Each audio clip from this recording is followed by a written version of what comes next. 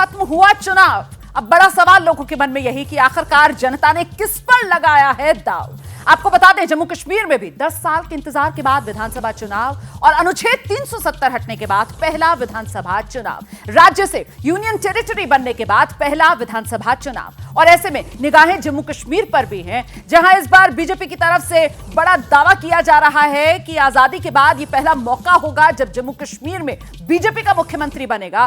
क्या यह सपना बीजेपी का साकार होने जा रहा है इस बार? पीडीपी से जल्दी से रिएक्शन लेंगे। शेख नासिर इस समय हमारे साथ मौजूद हैं। शेख नासिर साहब, इस बार इतिहास बनने जा रहा है राजनीतिक तौर पर जम्मू कश्मीर में।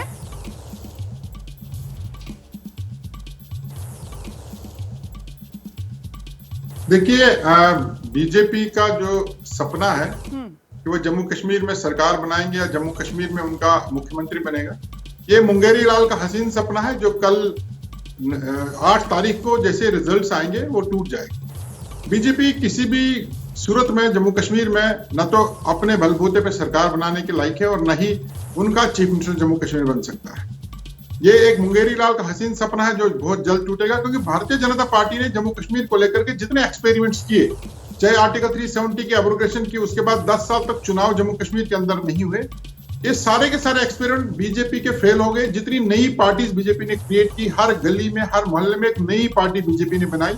और मैं बताऊं कि सबसे ज्यादा भारतीय जनता पार्टी ने पीडीपी पर वार किए, पीडीपी को तोड़ा और इसके बहुत सारे लीडर्स दबाव के चलते या बाकी जिस तरह से भारतीय जनता पार्टी प्रेशर डाल सके उसको पार्टी से बाहर निकाला। लेकिन ये सारे के सारे एक्सपेरिमेंट भारतीय जनता पार्टी के फेल हो गए। यही वजह है कि जब पार्लियामेंट के चुनाव हुए, जब सांसद के चुनाव थे, तो बीजेपी कश्मीर घाटी से 3 पार्लियामेंट क्षेत्र में एक भी जगह अपना उम्मीदवार खड़ा नहीं कर सकती। और 8 तारीख को आप खुद देखिएगा कि बीजेपी इस पोजीशन में तो रहेगी कि वो सरकार बना सके और ना ही बीजेपी का कभी भी जम्मू कश्मीर में चीफ मिनिस्टर बन सकता है। डॉक्टर रज़िया लोग, चुनावी सपने को झटका लगने वाला है जम्मू कश्मीर में बीजेपी के? सुना आपने शेख नासिर को? नहीं, मैंने सुन लिया, बहुत अच्छे से सुन लिया। ये वही शेख नासिर साहब हैं पीडीपी पार्टी के, जो कहते थे कि 370 और 35 के हटाने पर, इनकी पार्टी कहती थी 370 और 35 से हटाने पे घाटी में खून की नदियां बहेंगी, हिंदुस्तान का झंडा लेने वाला कोई नहीं होगा। लेकिन अफसोस, जब लाल चौक से आज भी गुजरते हैं ना, तो भारतीय तिरंगा देख के शर्म से इनकी आंखें झुक जाती हैं। यही फर्क है। नीति होती है रोमाना जी, नीति होती है, उस नीति का निर्धारण होता है। नीति क्या थी कि शांति प्रिय, विकासशील और एक प्रगतिशील जम्मू कश्मीर हो। और उसके लिए जरूरी क्या था? संवैधानिक व्यवस्था, न्याय व्यवस्था और कानून व्यवस्था, इनकी स्थिति सुधरे।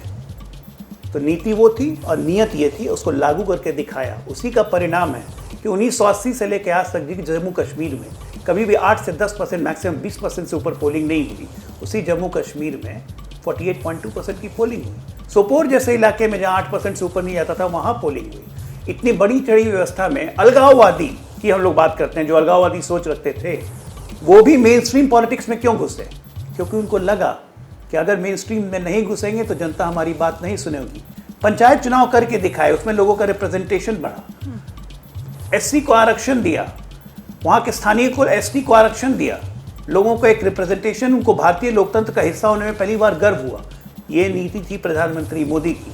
और एनसी, पीडीपी, कांग्रेस, ये 3 परिवारवादियों की नीति क्या थी, जिसने 70 साल तक जम्मू कश्मीर को देश से अलग रखा? इनकी अलगाववादी नीति, इनकी आतंक परस्त नीति और इनकी पाकिस्तान समर्थित नीति भारत को जम्मू कश्मीर का एक अभिन्न हिस्सा बनने से रोकती रही।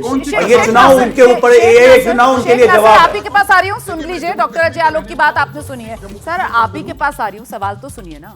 मतलब सियासी तौर पर तो पीडीपी का सफाया हो गया ना, हमने लोकसभा चुनाव में देखा। और ऐसे में अब बीजेपी ये कह रही है कि साहब ये कहीं ना कहीं झटका अभी आगे और लगना बाकी है। सर, जल्दी से आप अपनी बात जो कहना चाह रहे हैं कहिए, मुझे ब्रेक पर जाना है सर, जल्दी से। शेख नासिर साहब, देखिए, मुझे नहीं लगता कि ये जो भी बातें कह रहे, जो कथा सुना रहे थे, ये इसमें कुछ भी सच्चाई है। ये जो कह रहे हैं कि पहली बार जम्मू कश्मीर इस मतदान जो इस हद तक का हुआ, मैं आपको बता दूं कि पार्लियामेंट के चुनाव कुछ ही अरसा पहले हुए और भारतीय जनता पार्टी एक भी उम्मीदवार खड़ा करने में कामयाब नहीं। वो चुनाव ही नहीं लड़ पाए, वो जनता को फेस ही नहीं कर पाए। जो जमात जनता को फेस ही नहीं कर पाई, जो दल जनता को फेस ही नहीं कर पाए। इस बार कश्मीर घाटी में तो खड़े किए ना बीजेपी ने अपने उम्मीदवार, इस बार तो खड़े किए ना विधानसभा चुनाव में। आप 24 चुनाव पर आपकी सुई अटकी हुई है, उस लिहाज से तो आप लोग खाता ही नहीं खोल पाए 24 चुनाव में अपना। यही तो मेरा सवाल था। जैसे ही घड़ी का काटा दोपहर 2:30 पे आए, बबीता जी का दिल सास बहू साजिश के लिए मचल जाए। और ये है इनकी बहू, पूरे दिन ऑफिस की टेंशन हो जाए गॉन जब ये करें अपना फेवरेट शो फ्री टाइम पे ऑन। इनकी तरह आप भी देखें अपना फेवरेट शो अपने टाइम पर और डाउनलोड कीजिए एबीपी लाइव ऐप अपने स्मार्ट टीवी पर।